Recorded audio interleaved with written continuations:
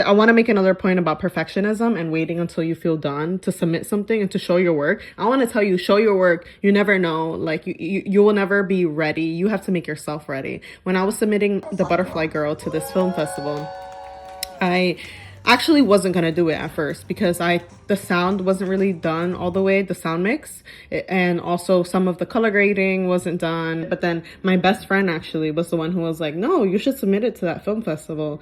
Just see what happens. Just submit your current cut. So I submitted it as it was back then, back in February, and then I got in, and then I got into 2 categories. Hello, I'm Diana Christine. I'm a filmmaker currently balancing film school, my day job, and self-growth. I make videos documenting the lessons I learn along this messy journey of building my dream creative life in hopes of inspiring other creative women like me. I aim to be honest about all the ups and downs of pursuing a creative career, because I hope that it inspires you and it makes you feel less alone as you pursue your unconventional path. I really create for other women who are the cycle breakers, who want to pursue something that is unconventional but true to them. And I speak to you as someone who is doing just that, living life for myself. Welcome to a series that I'm making on my channel called Film School Diaries, where I share with you the lessons I learn along my journey as a film student and on my creative journey as a filmmaker. I'm currently finishing up my first year out of a 2-year MFA film program. So I'm getting my master's degree in film, and I've been growing so much in my craft as a filmmaker.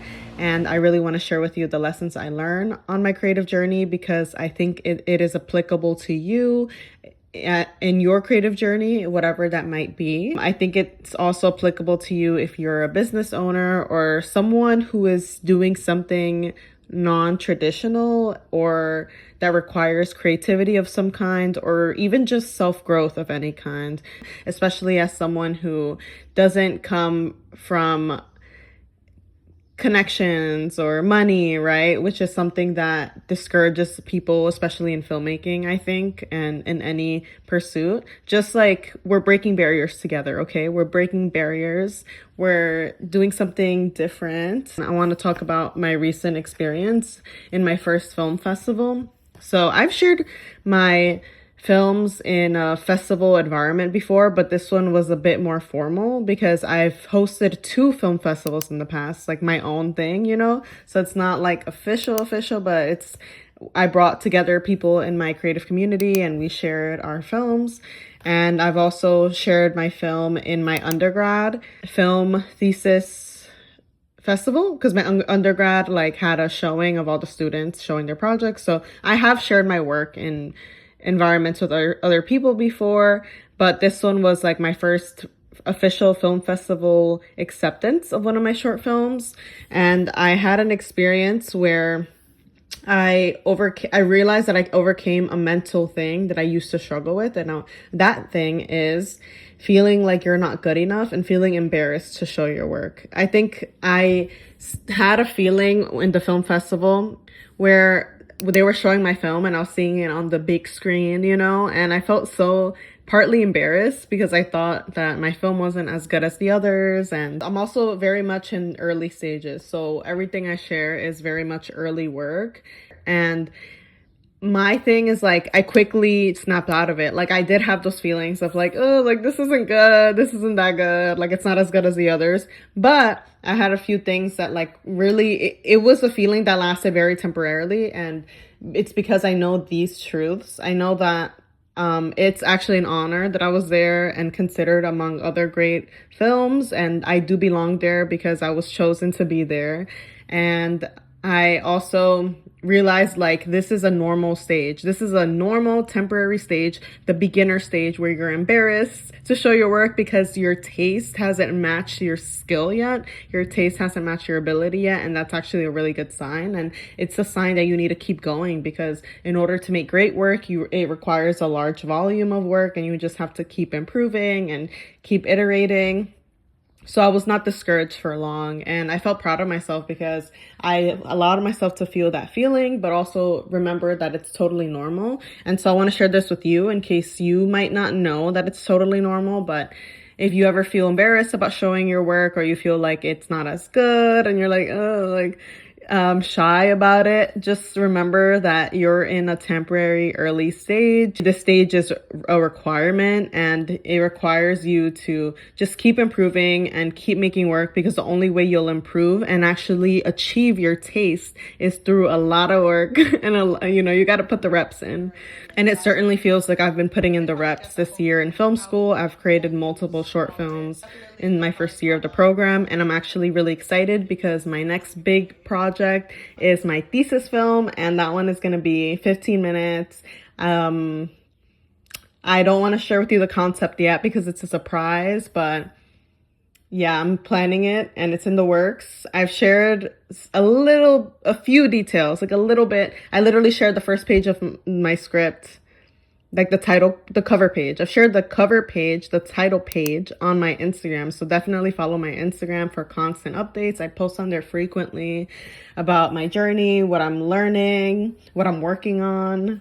And another thing I wanted to talk about and I wanted to mention was the humility of being a beginner. You have to be seen trying, and you have to be seen.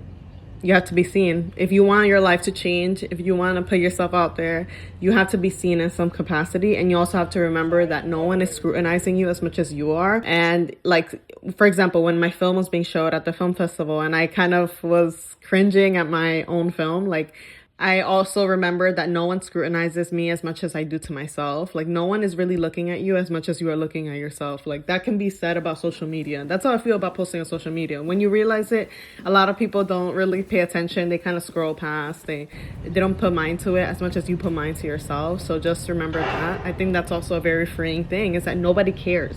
Nobody cares as much as you think they do. And that's very freeing. That is very freeing, in fact, because you realize that these chains that you have were put on you by you, and you can free them. You can free yourself from the chains of your mind because if no one cares as much about you, then that means you can just do whatever you want. What is that? What was that? That means you can do whatever you want, and you can really go for it, because the only one that's in your way is you. The only person that's stopping you is you. And that helped me. That was really freeing. I was like, wow, like I can just go for what I want, and I can try new things and try things out. And even if I feel that I look stupid, or I'm afraid to be seen trying, I'm afraid to be seen, it's really, at the end of the day, not that important or grand in the large scheme of things, in the large scheme of earth, And back to the film festival experience, like, once I got over that moment in my thoughts where I was feeling bad about myself or down on myself or really judging myself, like, once I was able to overcome that moment and those feelings dissipated, I actually started to feel just such joy. I felt so grateful just to be there. And I felt so grateful that I was considered among these other great filmmakers, like super talented people, like really amazing short films. And like, it just felt like such an honor, and I felt so happy. Like, I genuinely felt joyful.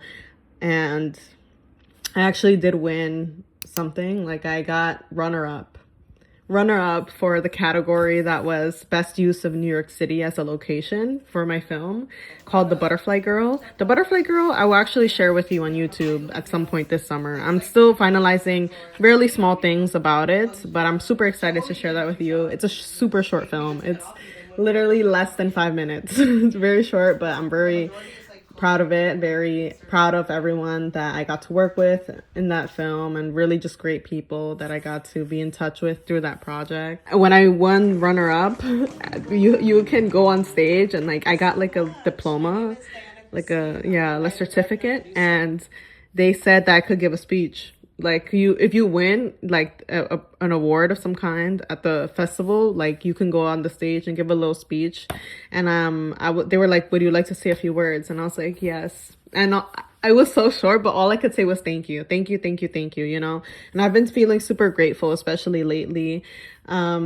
I went through a blip of a depression this spring because I think I was just so overwhelmed with life, with school, and I was very burnt out. So I was depressed for like a few weeks. But then now I'm like, I came out of that and I just feel super grateful all the time. And I think it's just a reminder for myself and for you if you need this. Like, romanticize every little thing. Wow, like, thank God. Like, I literally thank God all the time. Like, I thank God because my coffee was good. I thank God because I can afford to have breakfast. I can afford breakfast. I can afford to eat. I can walk, I can go outside. I can taste delicious food. Everything that seems small and insignificant, you realize how big it is, Like, thank God. Like, I left my barista job yesterday, my day job, and I often, like, kind of hate it. Like, I'm often like, oh, like, this isn't what I want to do with my life, and I just feel stuck sometimes. But when I left my job yesterday, I felt like I took a deep breath, and I was like, thank God. Thank God I have a job. Thank God I have a source of income. Like, thank God. Thank God, and you just have to thank God. That's the key. You just have to be so grateful just to experience. And even at the film festival, I was just so grateful, even for all the work that went into making that such a beautiful experience. I posted about it on my Instagram, and it was like just so sweet. All the work that went into the programming and all the people that came together to create this event that brought artists together and helped us show our work. Like, that's so cool, so beautiful. And I was also considered in another category of best graduate narrative film, and just so grateful for that nomination. I want to make another point about perfectionism and waiting until you feel done to submit something and to show your work. I want to tell you, show your work. You never know. Like, you will never be ready. You have to make yourself ready. When I was submitting The Butterfly Girl to this film festival, I actually wasn't gonna do it at first because the sound wasn't really done all the way, the sound mix, and also some of the color grading wasn't done, and I was like, no, like, it's not done. I can't meet this deadline. I need more time to get it perfect, to like really finish it. But then my best friend actually was the one who was like, no, you should submit it to that film festival. Just see what happens. Just submit your current cut. It doesn't have to be the final cut. And then I was like, yeah, you're right. Let's see my chances, So I submitted it as it was back in February, and I wasn't completely done with the film. But now I am. Now I'm finishing up the sound. I'm working with a collaborator on tweaking it and really finalizing the film, for good. And so I was not sure about submitting it. And then I got in, and then I got into 2 categories. So that just goes to show, like, you can get in your own way with perfectionism, and you don't have to be perfect. I think this just in life in general, like, you don't have to be perfect. Like, just try your best, try your chances, take a chance, and you never know what can happen. And you just learn along the way, you learn by doing work, by doing more and more work. You learn as you progress along the path, and then you refine the path because you apply the lessons you learn from your mistakes, from your experiences, and then it just keeps getting better and better.